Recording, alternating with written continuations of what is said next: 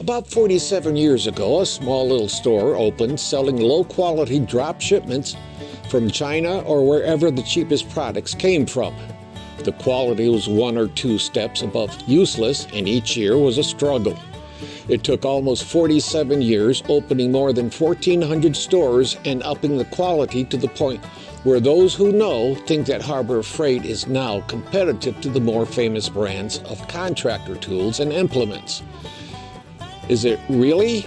Or is this only hype to sell more product? This deserves a good talk about.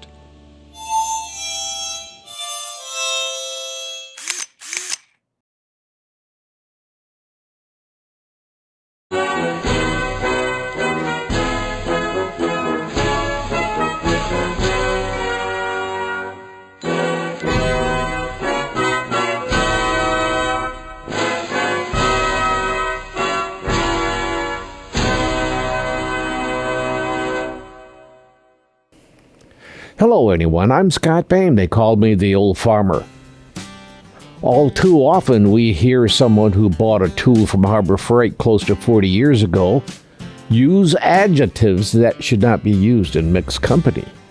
As far as they were concerned, Harbor Freight sold only junk.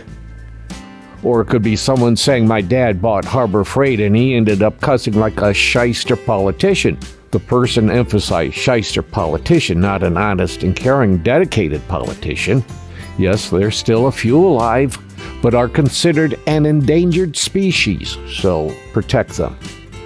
The former worthless individual could be a close comparison to some of the earlier tools from Harbor Freight. But as business of Harbor Freight grew, more products were offered and the quality went up a step or two along the way. I remember the first cordless drill I bought was whatever the Warrior was originally called. It might have been a Drill Master. There was a problem with the battery and charger. If you left the battery charging for too long, it would destroy the battery. Harbor Freight sent me a second battery and it did the same thing. It took a long time for me to go back to Harbor Freight. When I did, I stayed away from power tools and bought only hand tools such as combination wrenches. If I needed a power tool, I would do without, borrowed, or bought the power tools from traditional lines. But to be perfectly honest, most of the hand tools were Craftsman tools. It's because of the lifetime warranty. It was over an hour to get to the Harbor Freight store from where we first lived. Also, Sears was closer. I must say, Craftsman hand tools were the only thing I would buy at Sears.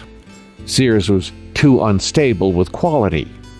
I remember putting on a new sports shirt from Sears, and as I tried buttoning the shirt, the buttons came off in my hand. All the buttons. The front pocket barely stayed attached. The quality was worse than General Motors quality, such as in the 1968 Camaro. While the quality at Sears was going down, the quality at Harbor Freight was going up. With the start of the Bauer line of power tools, a decision was made to increase the quality. At this point, Bauer tools were about as good as Craftsman tools. Eric Schmidt was changing what his attitude was about quality and kept upgrading. He started seeing a bit of loyalty start with customers. When the Earthquake pneumatic air wrench came out, it was actually better than Snap-ons. A bit more loyalty happened. The next major event was the launching of Hercules. It was supposed to be superior to the Bauer line, but was in fact mostly food coloring added to the plastic was the major differences. When the minor differences did occur, it was Bauer being the actual superior line over Hercules at the beginning, based upon such channels as Todd Osgood's Project Farm. Then a couple of years ago, the gloves came off, and out came the professional line of Hercules tools after seeing that the quality of Icon tools sold.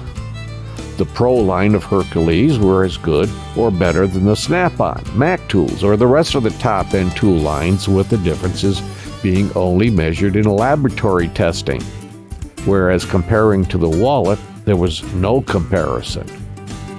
Harbor Freight floor jacks and tool cabinets started replacing the historical brands in the commercial shops. This happened with generators too. The Predator line of generators was replacing Honda generators for camping and backup power for homeowners.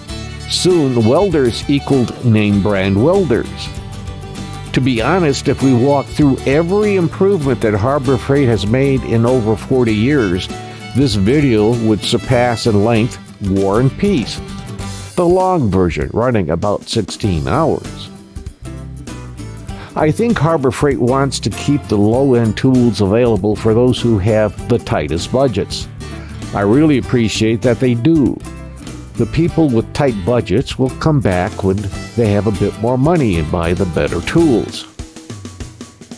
Think of it, a couple of years ago, just before COVID, Harbor Freight was all excited about hitting 1,000 stores.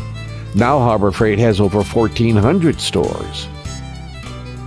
Just as we've grown up, so has Harbor Freight, offering anywhere from the most budget-friendly tools to the most professional tools.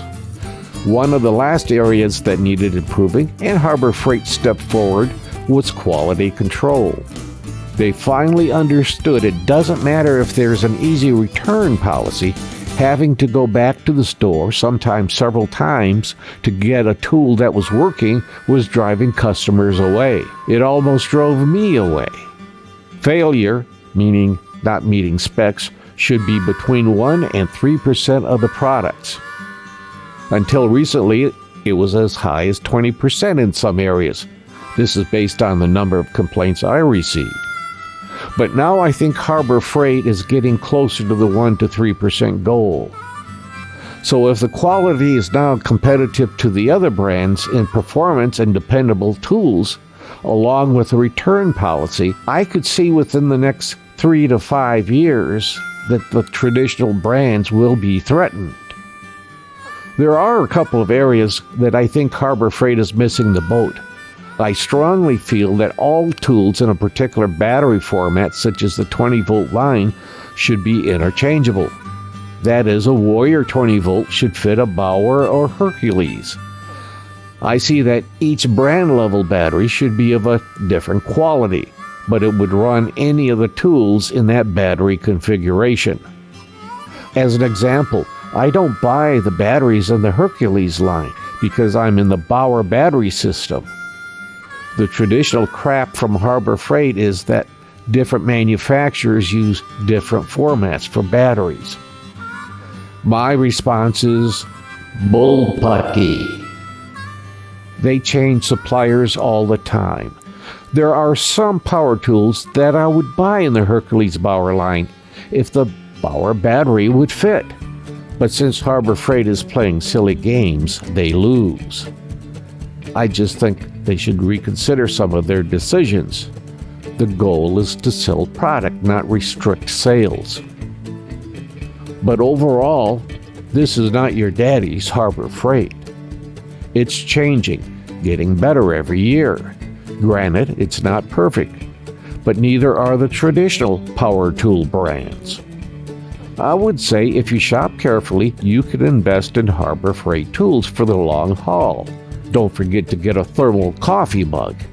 They're as good as the name brand ones at 25% of the price. Too bad Harbor Freight doesn't offer these free for shopping at Harbor Freight. Maybe they will in the future.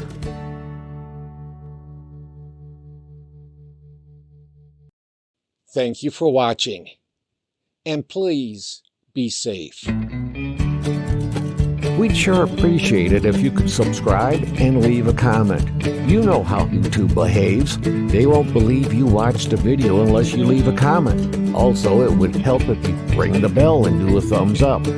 As you know, if I find a good channel, I pass it on to you. So if you think it's appropriate, it would sure help if you passed us on to your closest 10,000 friends and family. But above all, give a helping hand to someone today. It's the best gift to give. It'll make you feel good too. Don't forget to click like, subscribe, share, or ring the bell buttons on the Original Old Farmer channel. We enjoy reading the comments that you leave and they do help the channel, so keep them coming. And once again, thank you for watching The Original Old Farmer.